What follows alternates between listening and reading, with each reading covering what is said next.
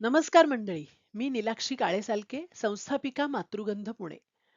मातृगंधच्या गोडगोड कविता सदरात आपण ऐकणार आहोत बाबासाहेब आजही तुम्ही आहात, कवयित्री अंजली ढमाळ.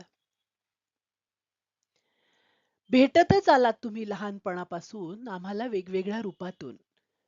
भेटतच आलात तुम्ही लहानपणापासून आम्हाला वेगवेगळ्या रूपातून, कधी फोटोतून, कधी गोष्टीतून, कधी कलमातून. पहिल्यांदा भेटलात शाळेतल्या भाषणातून, मग वाचनालयाच्या कपाटातून. तुमचा ज्ञानयज्ञ लढाऊ बाणा गेला गदा गदा हलवून. मग सोबतच राहिलात तुम्ही आयुष्यातल्या प्रत्येक पायरीवर. मग सोबतच राहिला तुम्ही आयुष्यातल्या प्रत्येक पायरीवर. पडू दिलं नाही कधी हातपाय गाळून, पळू दिलं नाही कधी मैदान सोडून.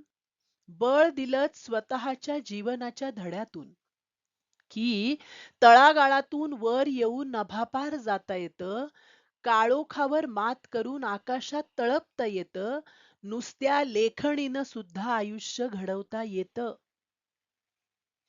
पराक्रमाचे तुमच्या गातात चौका चौकात पोवाडे, पराक्रमाचे तुमच्या गातात चौका चौकात पोवाडे.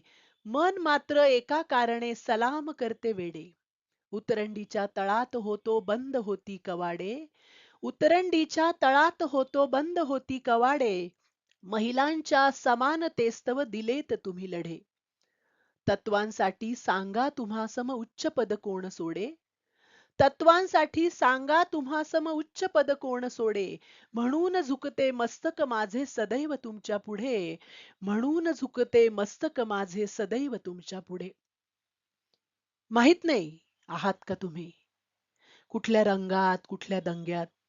माहित नाही आहात का तुम्ही कुठल्या रंगात, कुठल्या दंग्यात. एक पक्क ठाऊक आहे की आजही तुम्ही आहात. तुम्ही आमच्या धारदार लेखणीत, तुम्ही आमच्या पोलादी मनगटात, आमच्या भारतीय हृदयात तुम्ही आहात. तुम्ही आमच्या धारदार लेखणीत, तुम्ही आमच्या पोलादी मनगटात, आमच्या भारतीय हृदयात तुम्ही आहात. बाबासाहेब आजही तुम्ही आहात. बाबासाहेब आजही तुम्ही आहात. धन्यवाद.